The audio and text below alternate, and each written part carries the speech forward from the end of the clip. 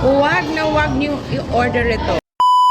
So, hello for today's video. Nandito tayo ngayon sa isang kapihan kung saan nag-order tayo ng matcha. Hot matcha. Ano tawag dito?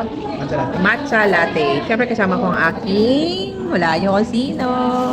Charan! Yan. Ang aking gwapong anak. Yun. Dinate niya ako today. At dahil dyan, siyempre, trending talaga itong hikaw ko. So, salamat sa sponsor na nagbigay nito. Kung sino nagbigay nito, thank you very much ha. Alam mo na kung sino ka. Ngayon ka lang talaga siya nasuot. Ano ba talaga ang ibablog ko? Ang hikaw o yung matcha natin?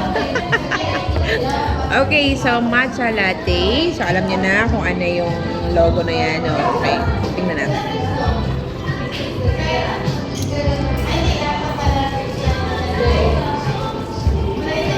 Naku be! Naku! Huwag niyo i-order ito kung ayaw mong makatikim ng masarap na matcha. Okay? So, ang rate namin ito from 1 to 10, even yung anak ko nagulat siya sa lasa.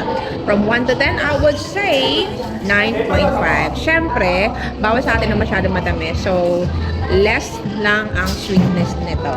Okay? So, kung gusto mo talaga ng low carb, meron din po itong choices ng coconut milk. Pero, may additional lang po siya. Pero, sinubukan lang natin yung regular milk.